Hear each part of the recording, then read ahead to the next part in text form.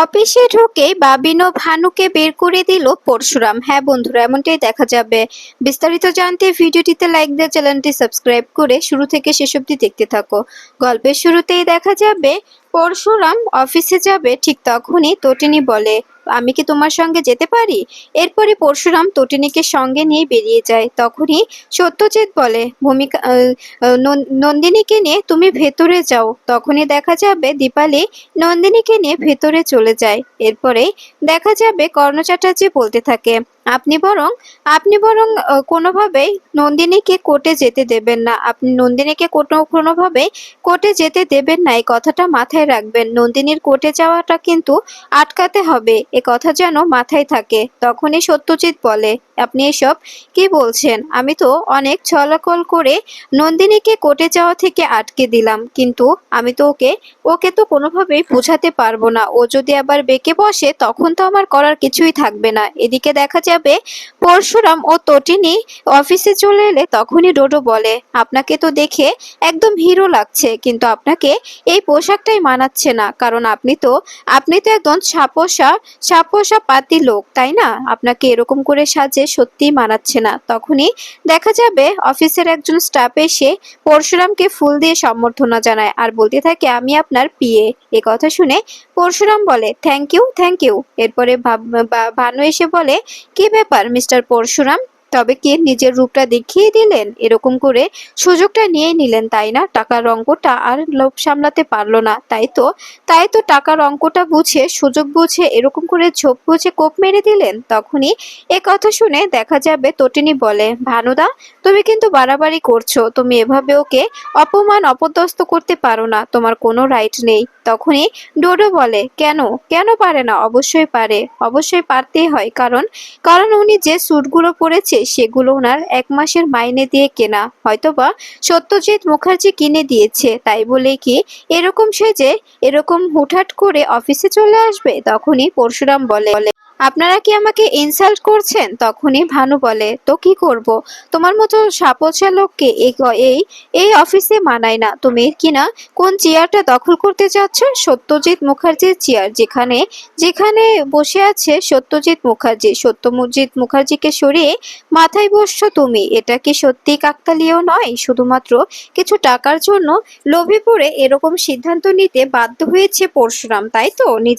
নিজের আসল রূপটা দেখিয়ে দিয়েছে, টাকার অঙ্কটা আর সামলাতে পারেনি। তখনই পরশুরাম বলে, আপনি কি জানেন, আমি চাইলে আপনার এক্ষুনি হাত পাগুলো ভেঙে আপনাকে এখানে শুইয়ে রাখতে পারি, কিন্তু আপনার মতো আমি এরকম বেয়াদব নয়। তখনই কথা শুনে ভানু বলে, একদম বাড়াবাড়ি করবে না মিস্টার শিবপ্রসাদ গাঙ্গুলি। তখনই শিবপ্রসাদ বলে, এবার কিন্তু বাড়াবাড়ি হচ্ছে। তখনই বাবেন বলে, তুমি উড়ে এসে জুড়ে বসেছো, আমাদের জায়গাটা নেওয়ার চেষ্টা করছো। কোথাকার একটি ছাপোষা লোক, সে কিনা এসে আমাদের অফিসের মাথায় বসে যাবে? যে জায়গাটা আমাদের, সে জায়গাটা তুমি চাইলেই পেয়ে যাবে। এটা আমরা হতে দেব না, আমরা কোনোভাবে নিজেদের জায়গা ছাড়বো না। তখনই কথা শুনে দেখা যাবে কর্ণ চ্যাটার্জি এদিকে সত্যজিৎ মুখার্জির সঙ্গে কথা বলছে। ঠিক তখনই পরশুরাম ফোন করে। এরপরে ভানুকে ফোন দিলে সত্যজিৎ বলতে থাকে, কি হচ্ছে এসব? ভানু, তুমি এসব কি করছো? এসব করে কেন কেন ব্যাপারটাকে ঘেঁটে দেওয়ার চেষ্টা করছো বলো তো? তখনই দেখা যায় ভানু বলতে থাকে, আপনি কি বলতে চাইছেন? একটা একটা লোক উড়ে এসে জুড়ে বসবে, আমাদের জায়গাটা ছিনিয়ে নেওয়ার চেষ্টা করবে, সেটা আমরা মেনে নেব? তখনই কর্ণ চ্যাটার্জি ফোন নেয় আর ভানুকে বলতে থাকে, তুমি বরং লাঞ্চ আওয়ারে আমাকে ফোন করো, তখন আমি তোমাকে ব্যাপারটা বুঝিয়ে দেব, যে ব্যাপারটা তুমি এখনো বুঝতে পারোনি। একটা কথা মাথায় রেখো, আমাদের সাজানো গোছানো প্ল্যানটা যদি কোনোভাবে ভেস্তে যায়, তবে কিন্তু তোমাকে আমি একদম শুট করে দেব। এ কথাটা মাথায় রেখো। এ কথা শুনে ভানু অবাক হয়ে যায় আর বলতে থাকে, কি বলছেন এসব আপনি? তখনই কর্ণ চ্যাটার্জি বলে, তোমাকে ও যা যা বলছে তাই তাই করো। তোমরা সবাই ওর কথা মতো চলো, ও যেভাবে চলতে বলছে সেভাবেই চলো, বুঝতে পেরেছো? এ বলে ফোনটা কেটে দেয়। তখনই দেখা যাবে তটিনী এসে বলে, ওর কাছে সরি বলো, ওকে ওকে সরি বলো বলছি। তখনই ভানু এসে বলতে থাকে, সরি, আমার ভুল হয়ে গেছে। তখনই তটিনী বলে, শুনতে পাইনি, আর একটু জোরে বলো, কি বলেছো? সত্যি আমার কান অব্দি পৌঁছায়নি। তখনই ভানু জোরে বলে, সরি, আমার ভুল হয়ে গেছে। এরপরে একে একে ডোডো সহ সবাইকে সরি বলায় তটিনী। এরপরে পরশুরামকে বলতে থাকে, চলো, এখানে এরকম ছাপোষা কুকুরদের সঙ্গে কথা বলার কোনো প্রয়োজন নেই। তখনই ডোডো বলে, একদম মুখ সামলে কথা বলবেন, আপনি কিন্তু ভুলে যাচ্ছেন যে আপনি কথাগুলো কার সঙ্গে বলছেন, আপনার এরকম করে কথা বলার কোনো রাইট নেই। তখনই তটিনী ডোডোকে বলতে থাকে, আমি আমি আগামী 2 ঘন্টার মধ্যে তোমাদের সবাইকে এই অফিস থেকে ঘাড় ধাক্কা দিয়ে বের করে দেব, এ কথাটা মাথায় রেখো। এরপরে বাবিন এসে বলতে থাকে, কি ব্যাপার তটিনী, তুই এরকম করে বাড়াবাড়ি করছিস কেন বলতো? তখনই তটিনী বলে, আমি আমি বাড়াবাড়ি করছি না, আমি তোমাদের সবার জন্য এক্ষুনি এক্ষুনি রেজিগনেশন লেটার পাঠিয়ে দিচ্ছি। তোমাদের সবাইকে এখান থেকে ঘাড় ধাক্কা দিয়ে বের করে দেব আমি, এ কথাটা মাথায় রেখো। তোমাদের যদি এখান থেকে বের না করতে পারি তবে আমি তটিনী গাঙ্গুলি নয়। আর হ্যাঁ, আমাদের দুজনের জন্য 2 কাপ ব্ল্যাক ব্ল্যাক কফি পাঠিয়ে দেবে, বুঝতে পেরেছো? এ কথা বলেই দেখা যাবে ক্যাবিনে চলে যায় তটিনী ও পরশুরাম। তখনই ভানু বলে, নিজেদের নিজেদের খুব বড় মনে করছে, ওদেরকে এমন ভাবে থুবড়ে ফেলবো ওরা বুঝতেও পারছে না। তখনই দেখা যাবে এদিকে ভেতরে এসে তটিনী পরশুরামকে বলতে থাকে, এই চেয়ারটা তোমার, কিন্তু আমি জানি যে এই চেয়ারটাতে তুমি বসবে না, আমি এটা খুব ভালো করে জানি। তখনই পরশুরাম বলে, হ্যাঁ তটিনী, তোমার ধারণাই ঠিক, পরশুরাম কখনো এই চেয়ারটাতে বসতে পারে না। তুমি কি ভেবেছিলে? তখনই তটিনী বলে, আমি এত বছর হলো যে মানুষটার সঙ্গে সংসার করে এসেছি, আমি জানি সেই মানুষটার এই চেয়ারটার প্রতি বিন্দু মাত্র লোভ নেই, শুধুমাত্র শুধুমাত্র কোনো উদ্দেশ্য নিয়েই লোকটা এই চেয়ারে বসতে রাজি হয়েছে, জাস্ট এইটুকুই, এছাড়া আর কিছুই নয়, আমি এটা আগে থেকেই আন্দাজ করতে পেরেছি। তখনই পরশুরাম বলতে থাকে, একদম ঠিক ভেবেছো তটিনী, এখানে আসার আমার একটা উদ্দেশ্য আছে, তোমার দিদির বিয়েটা আমি ভালোই ভালোই দিতে চাই, কোনো রকম কোনো ঝামেলা গ্যাঞ্জাম আমি চাই না, আমি চাই যে তোমার দিদির বিয়েটা যেন খুব ভালোভাবে হয়ে যায়। এরপরে দেখা যাবে তখনই কথা শুনে তটিনী বলে, শুধু কি এই একটাই কারণ, তাছাড়া আর কোনো কারণ নেই? তখনই পরশুরাম বলে, অবভিয়াসলি আরেকটা কারণ আছে, যা শুনলে তুমি অবাক হয়ে যাবে। এই কোম্পানিতে অনেকগুলো ফাইল আছে যেগুলো আমার হাতের নাগালে আসা খুব দরকার, যেগুলো আমার হাতের নাগালে এলে আমি একটা সুন্দর সুষ্ঠু জিনিস সবার সামনে উপস্থাপন করতে পারবো। এরপরে দেখা যাবে বাবিন ও ভানু তটিনী ও পরশুরামের জন্য স্ন্যাক্স ও কফি বানিয়ে নিয়ে এসে বলতে থাকে, তোমাদের স্ন্যাক্স ও কফি। এরপরে দেখা যাবে তটিনী বলতে থাকে, তোমাদের নয়, বলুন বলুন আপনাদের, কারণ এখানে আমরা সিনিয়র আর আপনারা হচ্ছেন এখানকার কর্মচারী, আর আপনাদের আমরা এক্ষুনি এখান থেকে বের করে দেব, এক্ষুনি আমি রেজিগনেশন লেটার তৈরি করছি। তখনই ভানু বলতে থাকে, এবার কিন্তু বাড়াবাড়ি হয়ে যাচ্ছে তটিনী, তুই কিন্তু বাড়াবাড়ি করছিস, তুই ভুলে যাচ্ছিস যে আমরা তোর দাদা। তখনই তটিনী বলে, না না, তোমরা আমার কোনো দাদা হও না, এখানে এখানে কাজের জায়গায় কোনো সম্পর্ক পাতার ইচ্ছে আমার নেই। তখনই কথা শুনে ভানু বলতে থাকে, কি বলতে চাইছো তটিনী? তখনই দেখা যাবে দেখা যাবে বাবিন বলতে থাকে, ও যা বলছে একদম ঠিক বলছে, আমার আমার ওয়াইফের কথাগুলো একদম ঠিক, ও কোনো ভুল কথা বলেনি। আর আপনারা আপনারা এসব স্ন্যাক্স ও কফি কি নিজের হাতে বানিয়েছেন নাকি অন্য কাউকে দিয়ে বানিয়েছেন? তখনই ভানু বলে, নিজেই বানিয়েছি, চাইলে তোমাদের জন্য রান্না করে দিই, শুনেছি তুমি নাকি খুব ভালো রান্না করতে পারো, বলো তোমাদের জন্য রান্না করে দিই, তোমরা না হয় পাত পেরে খেয়ে যাবে। তখনই পরশুরাম বলে, আমরা আবার যার তার হাতের রান্না খেতে পারি না, আমাদের আমাদের রুচিতে বাধে। তখন এই কথা শুনে দেখা যাবে ভানু রেগে যায় আর বলতে থাকে, তুমি কিন্তু বাড়াবাড়ি করছো, এবার কিন্তু বেশি বাড়াবাড়ি হয়ে যাচ্ছে। তখনই বাবিন বলতে থাকে, সত্যি মুখে তো খুই ফুটছে, এখন তো নিজেকে নিজেকে বড়লোক দেখানোর পালা, তাই না? নিজে তো ঝোপ বসে কোপ মেরে দিয়েছে, শ্বশুরের টাকায় ফুটানি করছে। তখনই দেখা যাবে ভানু বলতে থাকে, একদম ঠিক বলেছো, শ্বশুরের টাকায় ফুটানি করতে কার না ভালো লাগে বলো তো, নিজের তো আর কোনো মুরাদ নেই, তাই না?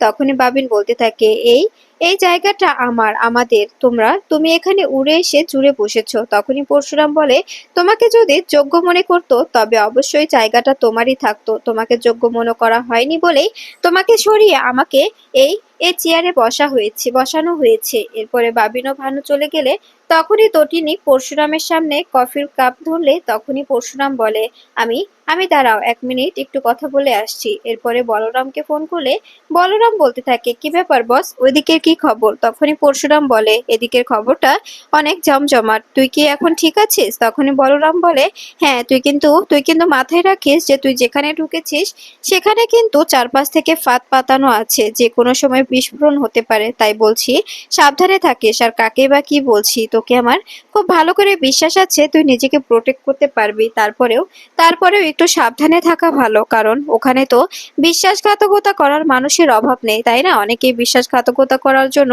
একদম প্রস্তুত হয়ে আছে, একদম একদম আড়ি পেতে বসে আছে। এরপরে দেখা যাবে তটিনী তটিনী পরশুরামকে বলতে থাকে, কে ফোন করেছিল? তখনই পরশুরাম বলে, বলরামের সঙ্গে একটু কথা বললাম।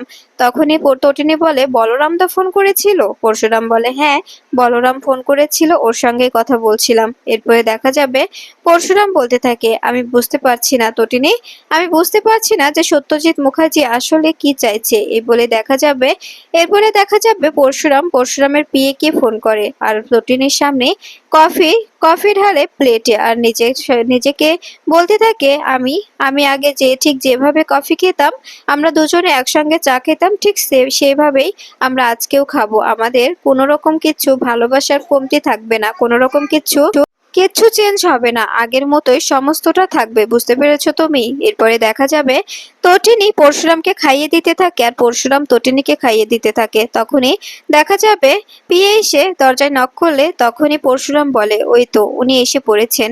এরপরে পিয়ে ভিতরে ঢুকলে তখনই পরশুরাম বলে, আসলে আপনাকে ডাকার কারণটা হচ্ছে আমাকে আমাকে লাস্ট যে ফাইলটায় কাজ করা হয়েছে সেই ফাইলটা দিয়ে দিন। আর আর এই কোম্পানি থেকে, এই কোম্পানির যতগুলো শপ আছে, কোম্পানি আছে, যতগুলো যতগুলো গ্রুপ আছে, সব জায়গায় আমি প্রদর্শন করতে চাই, আমাকে সেখানে সেখানে ভিজিট করার জন্য ব্যবস্থা করে দিন। তখনই দেখা যাবে পরশুরামের পিএ বলতে থাকে, ঠিক আছে স্যার, চিন্তা করবেন না, সমস্ত ব্যবস্থা আমি করে দিচ্ছি। এরপরে তটিনী বলতে থাকে, আচ্ছা তুমি কি ভাবছো এখন? এখন তুমি কি করবে? সমস্ত কিছু তো নিজের হাতের মুঠোয় নিয়ে নিচ্ছ। আমি আমি বুঝতে পারছি না যে দিদির বিয়েটা কি সত্যি হবে। আরাধ্যা বলছিল গৌরব দাকে নাকি ও কি করে চেনে, ওনাকে দেখেছে, ও মনে করবে যে ওনাকে ও কোথায় দেখেছে। তখনই দেখা যাবে পরশুরাম বলে, আমি আমি সমস্ত কিছু সামলে নেব তটিনী, আমি কোনো রকম কোনো ভুল হতে দেব না দিদির জীবনে। আর আমার মনে হচ্ছে দিদি আস্তে আস্তে ভালোবেসে ফেলছে। এরপরে দেখা যাবে তটিনীকে কাছে টেনে নেয় পরশুরাম। তখনই তটিনী পুরনো কথাগুলো ভাবতে থাকে আর মনে মনে বলতে থাকে, পুরনো দিনগুলো কত ভালো ছিল, আমরা কত সুন্দর করে পুরনো দিনগুলো কাটাতাম, আমাদের কোনো কোনো রকম কোনো হেলা ছিল না, কোনো রকম কোনো ঝামেলা ছিল না, কিচ্ছু ছিল না, আমরা সুন্দর মতো জীবন পার করে দিতাম, সব দিক থেকে আমরা সুখী ছিলাম। কিন্তু এখন আমাদের জীবনের জটিলতা কোনোভাবেই আমরা মেটাতে পারছি না, আমাদের জীবনের জটিলতা কোনোভাবেই ফুরছে না। এরপরে দেখা যাবে পরশুরাম তটিনীকে বলতে থাকে, আচ্ছা তটিনী, সবকিছু ঠিকঠাক হয়ে যাবে তাই না? এরপরে বাড়িতে ফিরে মেহেন্দির অনুষ্ঠানে নাচতে শুরু করে তটিনী সহ সব বোনেরা নাচতে থাকলে তখনই তখনই দেখা যাবে নন্দিনী অনেক খুশি হয়ে যায়। নন্দিনী মনে মনে বলতে থাকে, আমি ভাবতেও পারিনি যে আমার জীবনে এরকম একটা সময় আসবে, আমার জীবনে এরকম একটা মুহূর্ত আসবে, আমি সত্যি কখনো কল্পনাও করতে পারিনি। এদিকে দেখা যাবে তটিনী সহ সব বোনেরা দেহি দেহি করে নাচতে থাকে, সবাই মিলে হাসি ঠাট্টা মজা করতে থাকে। এরপরে দেখা যাবে নন্দিনীর কাছে ফোন এলে গৌরব ফোন রিসিভ করে। তখনই নন্দিনী বলতে থাকে, আই লাভ ইউ, আমি তোমাকে খুব ভালোবাসি। এ কথা শুনে চমকে যায় বলরাম অবাক হয়ে নন্দিনীর দিকে তাকিয়ে থাকে, মনে অনেক কষ্ট পায়। এর মানে বোঝা যায় বলরাম নন্দিনীকে ভালোবেসে ফেলেছে, কিন্তু কোনোভাবেই নন্দিনীকে বলতে পারে না। এদিকে দেখা যাবে পরশুরামের কাছে গৌরবের ব্যাপারে সমস্ত তথ্য চলে এলে তটিনীকে সবকিছু বলে দেয় পরশুরাম।